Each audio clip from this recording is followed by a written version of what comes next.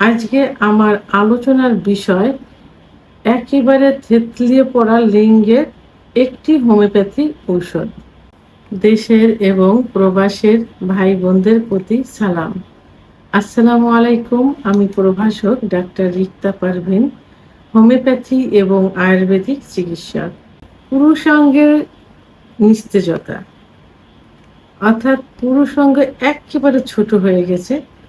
নিস্তেজ অবস্থায় মনে হয় কচ্ছপের মতো ভিতরে ইন হয়ে গেছে, অর্থাৎ ঢুকে গেছে। লিঙ্গ একদম ছোট হয়ে গেছে, চিকন হয়ে গেছে, আগা মোটা গোড়া চিকন, এবং উত্থান অবস্থায় যখন শক্ত হয় তখন শিরাগুলো ভেসে থাকা। এগুলোই এখন পুরুষের কমন একটা প্রশ্ন, কমন চিকিৎসা, যে কেন এটা হলো, এর চিকিৎসা কি।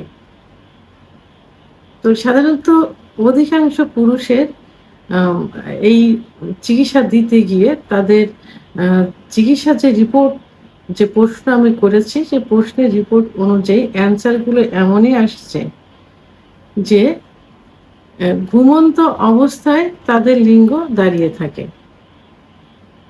কিন্তু ঘুম থেকে জেগে উঠলে দেখা যায় যে আস্তে আস্তে নিস্তেজ হয়ে গেছে।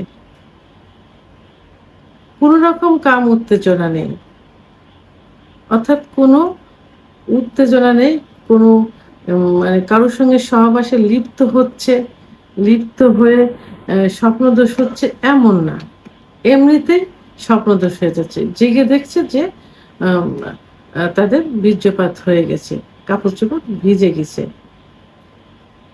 আদর, সোহাগ, আলিঙ্গন অর্থাৎ সহবাসের পূর্বে স্ত্রী যতই ফোর ফেলে করুক না কেন, লিঙ্গের উত্থান হয় না। আর যদিও উত্থান হয় তো দেখা যায় যে স্ত্রী কাছে একটু ফোরফেলে করছে অথবা সঙ্গমে যাবে, ঠিক সেই মুহূর্তে নিস্তেজ হয়ে গেছে। আবার কেউ বলে থাকে যে ভিতরে ইন করছে, ইন করার পরে এমনিতে বীর্যপাত ছাড়া এমনি নিস্তেজে বেরিয়ে চলে আসছে। আবার কারোর অভিযোগ থাকে যে ইচ্ছে হয় কিন্তু উত্থান হয় না। মানসিকভাবে ইচ্ছাটা হচ্ছে যে স্ত্রীর কাছে যাব, পার্টনারের কাছে যাব, সহবাস করব, স্ত্রীকে সুখ দেব, নিজের সুখ পাবো, কিন্তু মনের দিক দিয়ে খুব হচ্ছে, কিন্তু উত্থান হচ্ছে না, লিঙ্গ দাঁড়াচ্ছে না। আবার অনেকে বলে যে ইচ্ছা তো নেই, উত্থানও তো নেই, যা বা একটু ইচ্ছা হলো, যা বা একটু উত্থান হলো, সহবাসে গেলাম, বুঝতেই পারলাম না কিভাবে যেন বীর্যপাত হয়ে গেছে প্রথমবার। তো হওয়ার সঙ্গে সঙ্গে একদম নিস্তেজ, হওয়ার পরেই বাইরে বেরিয়ে আসলো, তারপরে নিস্তেজ। কোনোভাবেই একদিন দুই দিন সে প্রথম রাত শেষ হলো, দ্বিতীয় রাত শেষ হলো, পরের দিনেও আর লিঙ্গ উত্থান হয় না। মনের দিক থেকে একটু ইচ্ছা হয়, কিন্তু লিঙ্গ আর দাঁড়ায় না, দেখা যায় সপ্তাহ কেটে যায়। তো এগুলোই থাকে পুরুষের কমন অভিযোগ। তো এই অভিযোগ জন্য আজকে আমি অনলি একটি হোমিওপ্যাথি মেডিসিন নিয়ে আলোচনা করব, যে ওষুধটির লক্ষণের সঙ্গে আমি যে লক্ষণগুলো বললাম বহু মিল আছে। এটা ঠিক এই লক্ষণগুলোর জন্যই এই ওষুধটি পারফেক্ট। ওষুধটি হলো ক্যালিডিয়াম সেগুইনিয়াম। ক্যালিডিয়াম সেগুইনিয়াম ওষুধটি প্রথমে 30 শক্তি ব্যবহার করবেন। ওষুধটি 2 ফোঁটা জিহ্বার উপর দিয়ে সকালে এবং দুপুরে সেবন করতে হবে 3 সপ্তাহ।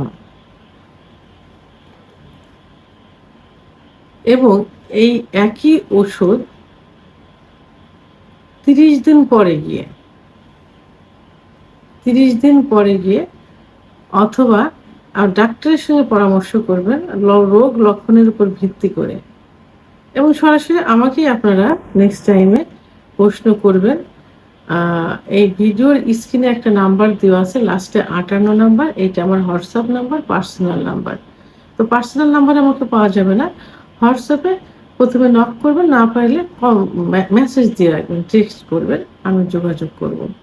তো 30 শক্তি প্রথমে ব্যবহার, অর্থাৎ 30 শক্তি প্রথমে ব্যবহার করবেন 3 সপ্তাহ। 3 সপ্তাহ পরে গিয়ে আমার সঙ্গে আবার যোগাযোগ করবেন।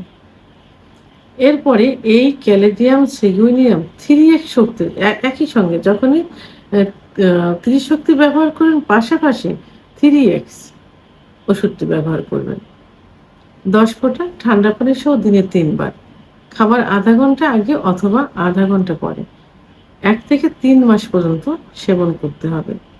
অর্থাৎ যেটা শক্তিকৃত 30 শক্তিটা চেঞ্জ করতে হবে পরবর্তীতে রেজাল্টের উপর ভিত্তি করে, আর এই 30 শক্তিটা 3 মাস পর্যন্ত খেয়ে যাবেন।